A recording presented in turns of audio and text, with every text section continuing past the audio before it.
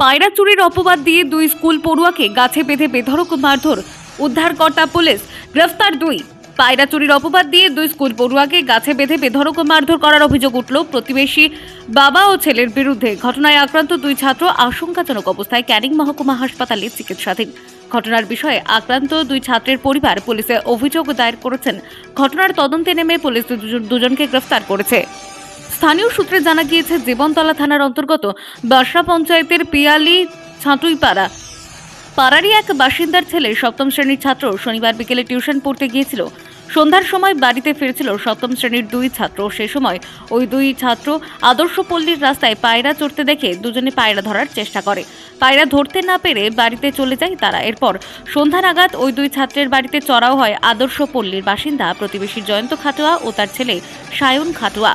দুই ছাত্রকে পায়রা চুরির অপবাদ দিয়ে বাড়ি থেকে তুলে নিয়ে যায়। অভিযোগ, একটি নারকেল গাছে দুই ছাত্রকে বেঁধে বেধড়ক মারধর করে বাবা ও ছেলে। ঘটনায় খবর পেয়ে ঘটিয়ারি শরীফ ফাঁড়ির পুলিশ ঘটনাস্থলে হাজির হয়।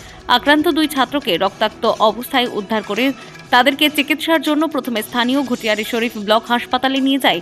সেখানে ওই দুই ছাত্রের শারীরিক অবস্থার অবনতি হলে রবিবার তাদেরকে ক্যানিং মহকুমা হাসপাতালে স্থানান্তরিত করেন চিকিৎসকরা। বর্তমানে ক্যানিং মহকুমা হাসপাতালে চিকিৎসাধীন আক্রান্ত ওই দুই ছাত্র। ঘটনার বিষয়ে দুই ছাত্রের পরিবার ঘটিয়ারি শরীফ পুলিশ ফাঁড়িতে অভিযোগ দায়ের করেছেন। অভিযোগের ভিত্তিতে তদন্তে নেমে পুলিশ অভিযুক্ত বাবা ও ছেলেকে গ্রেফতার করেছে। বাড়ি থেকে না জানার সত্ত্বেও তুলে নিয়ে চলে যায়। কারা নিয়ে গিয়েছিল? তারা মারধর করেছে। তারা আমরা তখন নাম জানতাম না ওদের। তুলে নিয়ে যাওয়ার পর ওখানে বেঁধে মারধর করে। বেঁধে? হ্যাঁ, বেঁধে মারধর করে।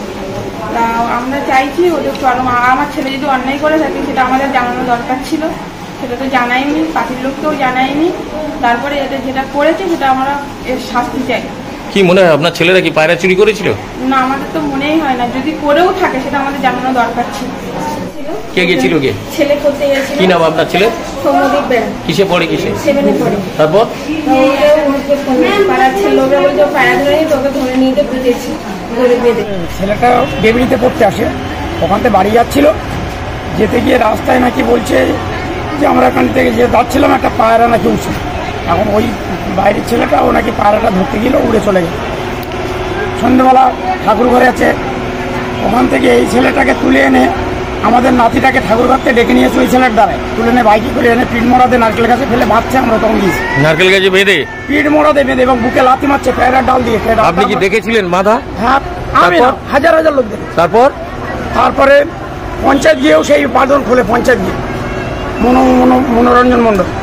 তারপরে তো পুলিশ গেলে ওদের তুলে নিয়ে চলে এলো।